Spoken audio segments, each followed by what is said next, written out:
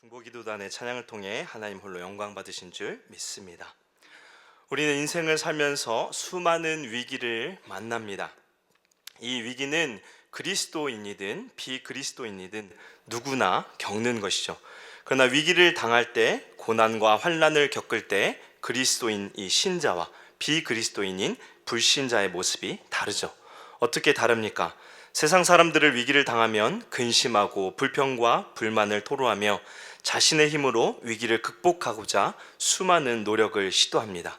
그래서 사람들에게 도움을 청하거나 물질의 힘으로, 이것도 부족하다 싶으면 이 우상의 힘까지 의지합니다. 그러나 그리스도인은 어떻습니까? 세상이 아니라 하나님을 기억하고 그분을 의지합니다. 사실 우리 그리스도인들도 위기 앞에 믿음의 진짜 상태를 보여줍니다. 성공하고 잘 될 때는 다 신앙이 좋은 것처럼 보이지만 위기를 만날 때면 어떻습니까? 자신의 본 믿음의 모습을 보여줍니다. 무엇을 믿고 무엇을 의지하였는지를 보여주는 것이죠. 오늘 출애굽기 14장도 이스라엘 백성과 모세의 신앙을 잘 보여줍니다. 출애굽기 14장은 우리가 잘 아는 대로 홍해를 건너는 사건이 기록되어 있습니다. 오늘 출애굽기 14장 전에 13장 마지막 두 절이 어떻게 끝난지를 여러분 아십니까? 출애굽기 13장 21절 22절에 이렇게 말씀합니다. 여호와께서 그들 앞에서 가시며 낮에는 구름 기둥으로 그들의 길을 인도하시고 밤에는 불 기둥을 그들에게 비추사 낮이나 밤이나 진행하게 하시니 낮에는 구름 기둥 밤에는 불 기둥이 백성 앞에서 떠나지 아니하리라. 그들 눈앞에 지금 무엇이 있습니까? 불 기둥과 구름 기둥이 그들 앞에 있었습니다. 모세 한 사람이 인도하여 광야로 나간 것이 아니라 일반적으로는 결코 볼 수 없는 이 불 기둥과 구름 기둥이, 즉 하나님께서 그들 앞에서 광야길로 함께하며 인도하고 있었던 것입니다. 이스라엘은 무려 430년 동안 애굽에서 종살이를 하였죠.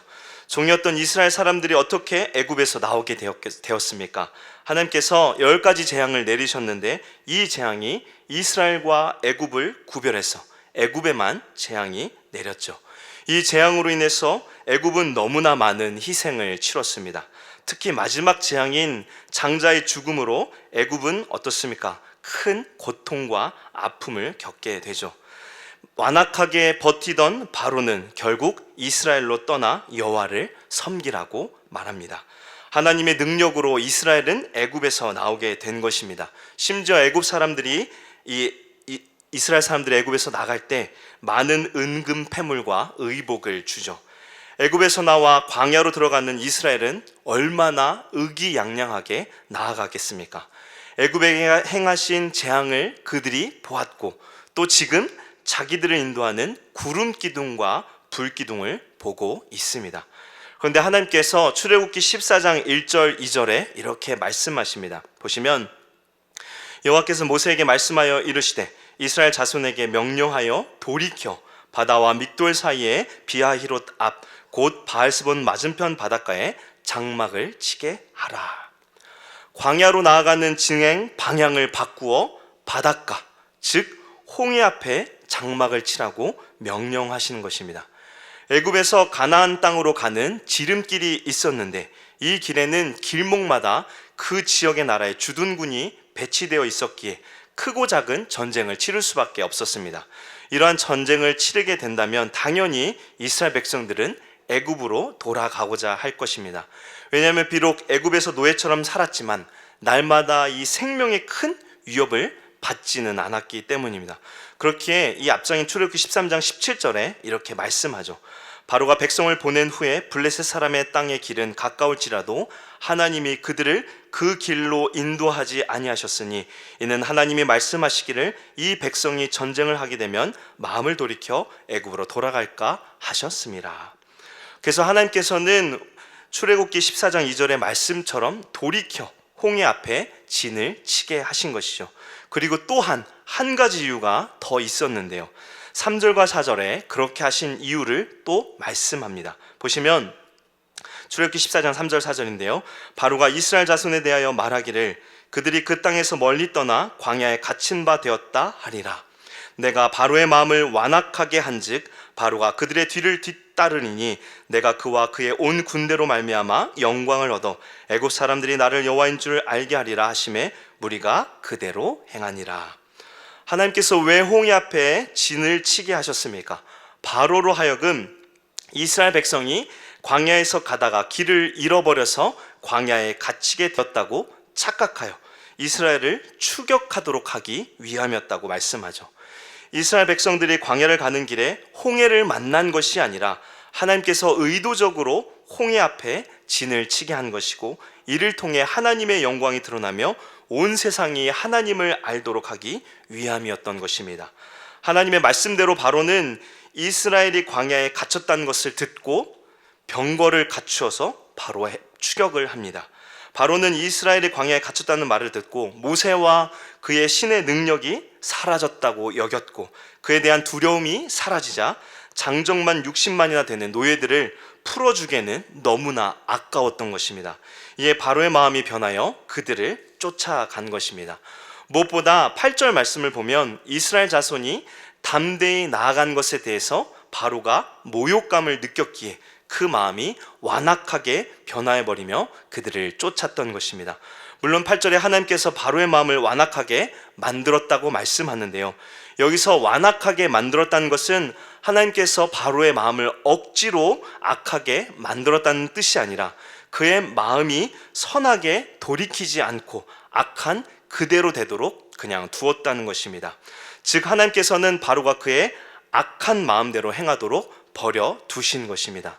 왜 이렇게 악한 마음대로 행하도록 버려두신 것입니까?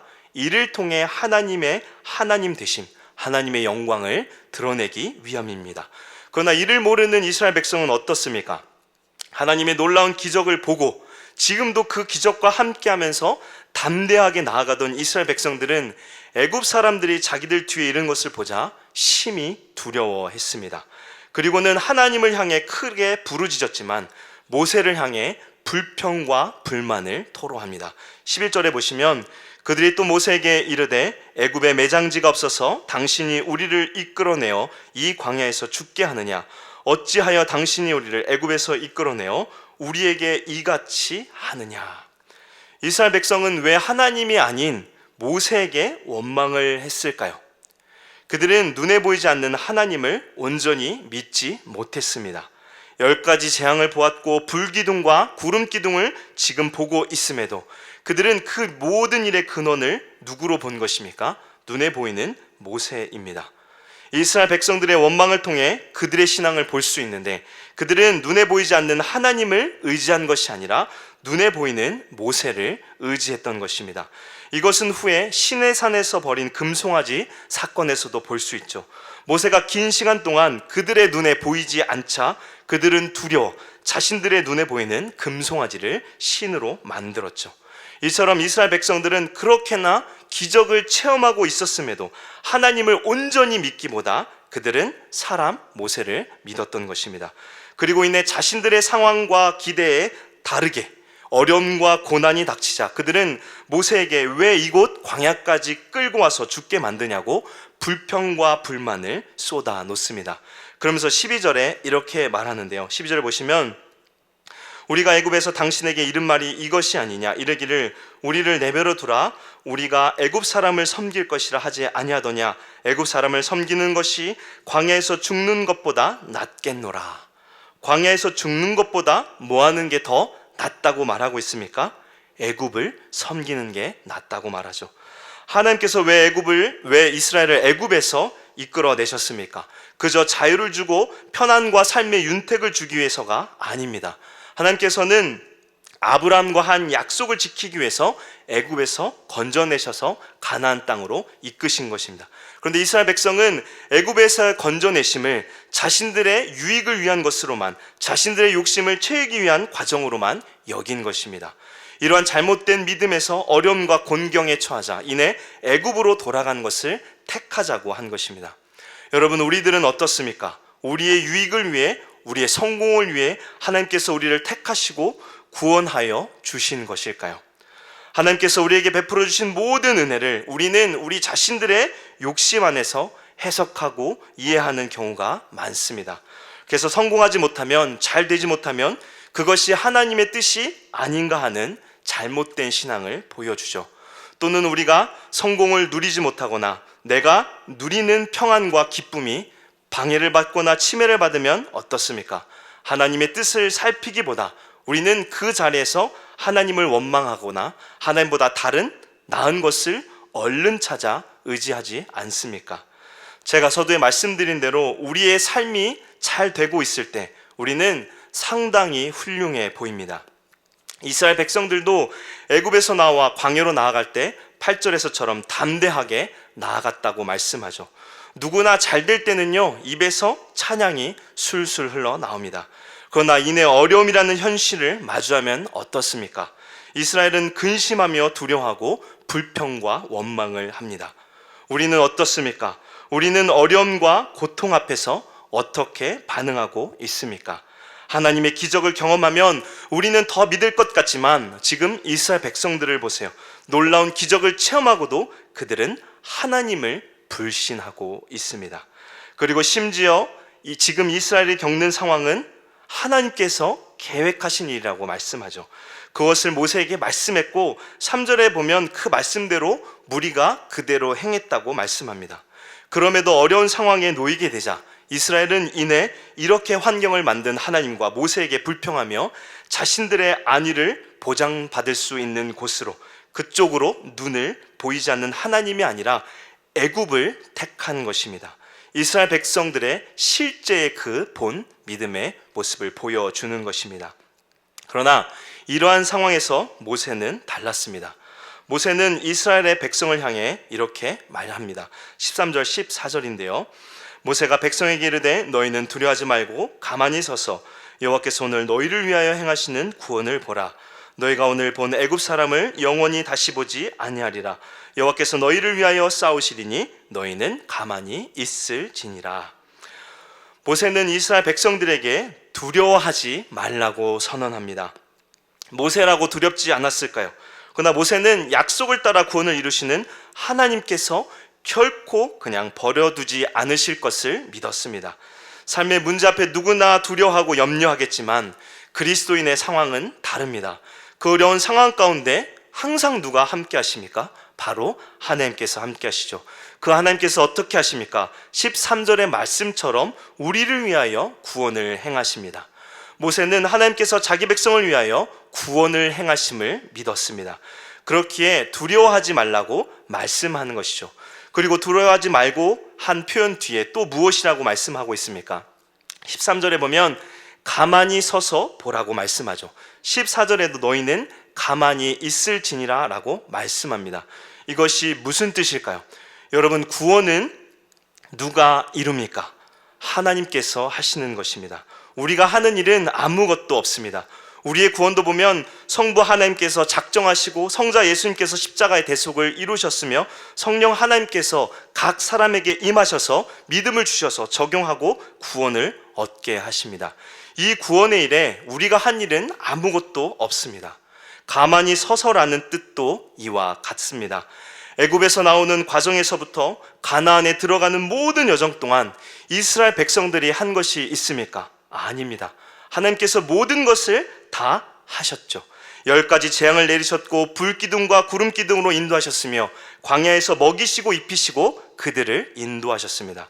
이스라엘의 모든 구원의 여정은 하나님께서 하신 일입니다. 이스라엘 백성들이 한 일은 아무것도 없죠. 다만 이스라엘 백성들에게 요구된 것이 무엇입니까? 그것은 바로 하나님에 대한 믿음입니다. 언제나 믿음이었습니다. 오늘도 가만히 서서 보라고 말씀하시죠. 여기서 보라는 것은 믿음으로 하나님을 바라보라는 뜻입니다. 믿음으로 하나님을 바라볼 때 하나님께서 어떻게 역사하십니까? 우리가 읽지 않았지만 다 잘 아는 대로 모세가 지팡이를 들고 손을 바다 위로 내밀자 바다가 갈라졌고 이스라엘 백성들이 마른 땅을 안전하게 건너가게 하십니다. 그리고 애국 군대는 어떻게 하십니까? 이스라엘 백성들이 온전히 다 지나갈 때까지 구름 기둥이 애굽 진영을 덮어버려 그들이 흑암 속에 있어서 어지럽게 하십니다. 그리고 이스라엘 백성들이 모두 홍해를 건너자 하나님께서는 물이 애굽 군대 위로 다시 흐르게 하여 바다 가운데 애굽 군대를 몰살시켜 버리시죠. 상상조차 할 수 없는 능력으로 하나님께서는 이스라엘을 애굽군으로부터 구원하여 주십니다. 그리고 이 홍해의 기적을 통해 애굽은 다시는 이스라엘을 쫓지 않았으며 이스라엘 백성들은 하나님을 경외하고 하나님의 종 모세를 믿었습니다. 무엇보다 이 사건을 통해 온 세계가 하나님을 깨닫게 되는데요. 이것을 우리가 어디서 할 수 있을까요? 여호수아 2장에 여리고성을 점탐할 때 그곳 사람들이 하나님의 일을 듣고 마음이 녹았다고 라합이 고백하는 것을 볼 수 있습니다. 이처럼 하나님께서는 이스라엘에게 놀라운 구원을 베푸셨고 이를 통해 온 세상이 하나님의 구원을, 하나님의 영광을 보게 하시는 것입니다. 이 놀라운 구원을 하나님께서는 우리에게도 베풀어 주시고 또한 지금도 베풀고 계십니다. 하나님은 우리를 택하여 주시고 우리가 구원을 얻을 때까지 일하십니다. 우리 삶의 매 순간이 하나님의 인도하심이며 은혜지만 우리는 우리를 위해 일하시는 하나님을 얼마나 바르게 믿고 또 의지하며 순종하고 있습니까? 이스라엘 백성들은 자신들에게 이루어 주시는 하나님의 구원의 능력들을 철저하게 자기들의 유익의 관점으로만 생각했고 그렇지 못했을 때 그들은 믿음으로 하나님을 바라보고 의지하는 것이 아니라 바로 불평하고 자신들의 욕심과 유익을 따라서 행동했습니다. 그러나 믿음의 사람 모세는 하나님을 온전히 믿었기에 애굽의 군대가 쫓아왔음에도 하나님께서 구원해 주실 것을 믿었습니다. 여러분, 모세가 이미 하나님께서 홍해를 갈라서 건너게 하셨을 것을 알았기에 두려움이 없었을 것이라고 생각하시면 안 됩니다. 왜냐하면 출애굽기 14장 15절 16절을 보면 모세도 하나님께서 어떻게 구원해 주실 것을 몰랐음을 알 수 있기 때문입니다. 그럼에도 불구하고 모세는 어떻습니까? 이스라엘 백성들과는 다르게 하나님께서 구원해 주실 것을 믿었습니다. 기도의 자리에 나오신 여러분, 우리의 믿음은 어떻습니까? 우리는 모든 상황에 우리와 함께 하시고 구원의 은혜를 베풀어 주시는 하나님을 믿음으로 바라보고 의지하며 순종합니까? 아니면 이스라엘 백성들처럼 어려움을 당할 때 하나님의 구원과 은혜는 잊어버리고 어려운 상황을 맞게 한 하나님을 원망하고 불평하며 하나님을 불신합니까? 하나님은 평안할 때뿐 아니라 고난의 때에도 우리와 함께 하십니다. 아무리 불가능해 보이는 어려움을 당해도 하나님께서는 홍해를 가르신 것처럼 우리를 건져주시고 회복시켜 주셔서 우리로 하나님께 영광을 돌리게 하실 것입니다. 애굽에서 건지신 하나님께서는 가나안 땅에 안전하게 들어가도록 이스라엘 백성들을 신실하게 보호하시며 선하게 인도하셨습니다. 이 놀라운 은혜를 베푸시는 하나님을 온전히 믿는 우리들 되기를 바랍니다. 세상은 우리로 하나님을 불신하게 만들며 다시 세상을 섬기도록 우리의 믿음을 위협하며 공격합니다. 그렇기에 어떠한 상황에서도 우리에게 필요한 것은 하나님을 믿는 온전한 믿음입니다. 모세처럼 하나님을 온전히 믿고 그의 구원을 바라보며 하나님을 찬양하는 자들 되기를 바랍니다. 오늘도 이 우리의 기도를 들으시고 응답하실 하나님을 온전히 믿으며 함께 기도하는 우리 모두 되기를 주님의 이름으로 축원합니다. 함께 기도하겠습니다.